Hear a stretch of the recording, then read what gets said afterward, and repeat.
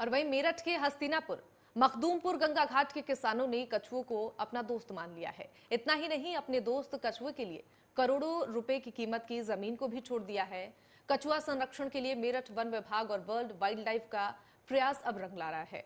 Meerut one विभाग और WWF के अथक प्रयास के बाद गंगा किनारे और आसपास के क्षेत्रों में खेती करने वाले किसानों ने 100 हेक्टेयर से अधिक उस भूमि को छोड़ दिया है जिस पर कछुए अपने अंडे रखते हैं। और वहीं किसानों में कछुओं के प्रति ये उदार भावना मेरठ वन विभाग और WWF के जागरूकता अभियान के बाद पैदा हुई। कछुओं के अंडों को संरक्षित रखने के लिए मेरठ सहित मुजफ्फरनगर, बिजनौर, बुलंदशहर में गंगा किनारे हैचरी लगाई गई है।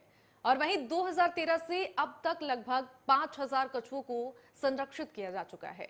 और इसी को लेकर IFS राजेश कुमार ने नेटवर्क 10 संवाददाता अरुण सागर राज से खास बातचीत की है। जहाँ एक तरफ भूमि के लिए अपने ही अपनों का मर्डर कर देते हैं, जमीन लाल कर देते हैं, खूनों की होलियां खेलते हैं, वहीं मेरठ में किसानों ने बड़ा दिल दिखाया है। ऐसा मैं आपसे क्यों कह रहा हूँ, ये मेरी खबर से क्यों कनेक्ट होती है, इस बात पर बात करने के लिए मेरे साथ जो है DFO मेरठ हैं। मैं उनसे जानने की कोशिश करता हूँ आखिर ये क्या मुहिम थी जो अब रंग ला रही है। हालांकि विभाग को इसमें काफी कठिनाई आई, मेहनत करा और लोगों को इसमें भावनात्मक फैक्टर के साथ भी जोड़ना पड़ा। सर, आपका बहुत बहुत स्वागत है। सर, मैं जानना चाहूंगा जिस मुहिम का मैंने जिक्र किया वो क्या है, जो कछुओं का संरक्षण है, उसके अंडों का संरक्षण है, वो क्या है? उत्तर प्रदेश वन विभाग और WWF ने साथ में मिलकर 10 साल पहले एक प्रोग्राम चलाया था टर्टल कंजर्वेशन के लिए। इसमें टर्टल जो एग्स लेइंग करते हैं वो जनरली शोर पे करते हैं जहाँ पर खेती भी होती थी।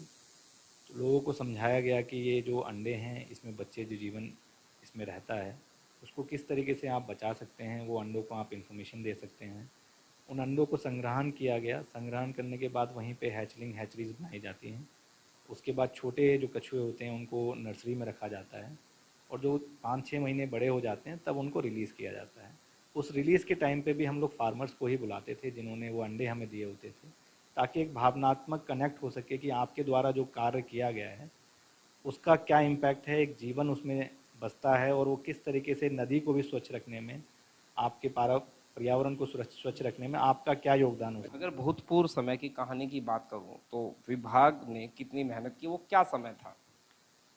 वाकई में स्टार्टिंग में बहुत ही एफर्ट मारना पड़ा, लोगों को समझाना, लोगों को कन्विंस करना बहुत ही मुश्किल होता है कि आप क्या चीज़ इम्पैक्ट कर रहे हैं, उनको बिना दिखाई दिए आप लोग को क्या प्रॉब्लम इससे फेस करनी पड़ सकती है और इसका क्या महत्व, कितना बड़ा महत्व है, उसे समझाने में वाकई में थोड़ी परेशानियां हुई। लेकिन स्टाफ और WWF के मेंबर्स ने, सभी लोगों ने मिलके उस चीज़ को, जो कार्य बहुत मुश्किल था, उसको 3 से 4 साल में किया।